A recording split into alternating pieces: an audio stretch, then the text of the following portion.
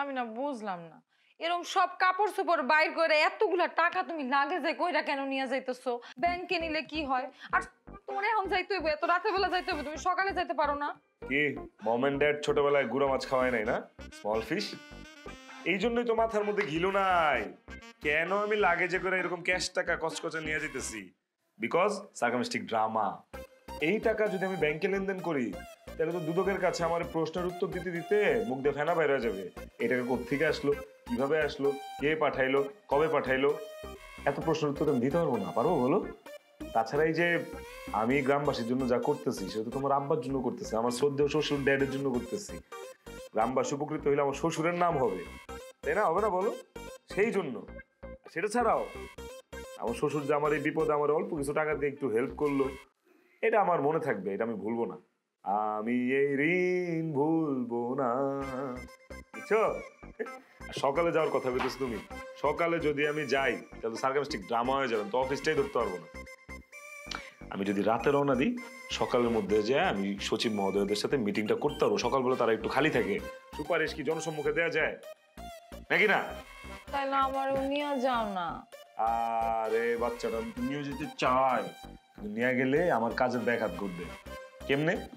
কারণ কি, ধরো এই যে তুমি তো কোনদিন বিদেশে যাওনি, গেছো বিমানে উঠছো, উঠো নাই, তো তোমার বিদেশে নেওয়ার জন্য কাগজপত্রের যে প্রসেসিং আছে 12 ভাতারি জিনিসগুলো, এগুলো আমার করা লাগবে না? তোমার নিয়ে করলে আমি এগুলো করতে পারবো? দৌড়াদৌড়ি করতে পারবো বলো? সচিবদের সামনে তোমার আমি কয়বার নিয়ে যাবো বলো? পারবো? এই জন্য তোমার আমি রাইখা যেতেছি, কিন্তু তোমার আমি মিস করবো কিন্তু। ভুলে যাও না ওকে, হ্যাঁ? যা, আবার তুমি বলো। হু করু না? এই যে হাসিটার জন্য তো হু করি, এই হাসিটার জন্য তো সারা জীবন হু হু হু হু হু হু হু করতে পারবো।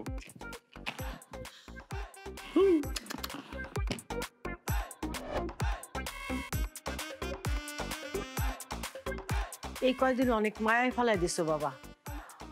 তুমি যাওয়ার পরে আমাকে অনেক কষ্ট হইব জানি, তুমি তাড়াতাড়ি চলে আসো। মম, ড্যাড, এত তাড়াতাড়ি তো আসলে যাওয়ার ইচ্ছা ছিল না। দ্য থিং ইজ, ওই আপনাদের গ্রামের লোকজনের একটা দায়িত্ব আছে কাঁধে, তারপর বিদেশে যাওয়ার জন্য যে টাকাটা জমা দিতে হবে, সেই জন্য একটু তাড়াতাড়ি যাওয়া লাগতেছে। বিশ্বাস করেন, নাহলে আরো কয়েকদিন থাকতাম। আচ্ছা শুনো, সাবধানে যাও, আর টাকাগুলো সাবধানে রাখো। বুঝো না, মানুষের টাকা খোয়া গেলে সর্বনাশ হয়ে যাবে।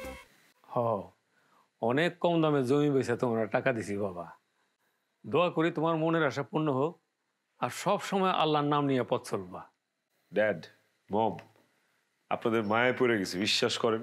সার্কামস্টিক ড্রামা হচ্ছে আমার সাথে একটা, একদম যেতে মন চেতেছে না আমার। শ্বশুর বাড়ি যে মধুর হাড়ি, এটা আবার প্রমাণিত হইল।